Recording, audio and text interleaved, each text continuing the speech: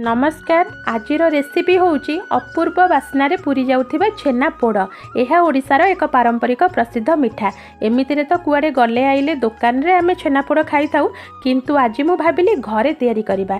सेति लागि प्रथमे 3 लिटर क्षीर को आउटिके छेना पानी ढाली छिड़ेई दबा। एक छणा रे छाणी खटा अंश जिबा पई पानी रे धोई दबा। जेतिकी छेना नबा तार अधा नबा चिनी। सेतिरे 3 बड़ चमच सुजी पकेइबा। छेना पानी अल्प मिसेई भल्ल भाबरे चकटी दबा। तापरे गुजराती गुंड 1 चामच घी अल्प टिके बेकिंग पाउडर पकई भल भाव में मिसई दबा। छेनापोड़र आक्षरिक माने पोड़ा जाइथिबा छेना।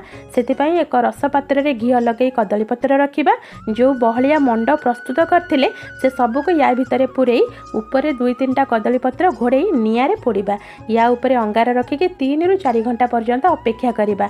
बास तापरे आमर रेडी हे जिवो ओडिसा बासींकर गर्व आ समस्तंकर प्रिय छेनापोड़।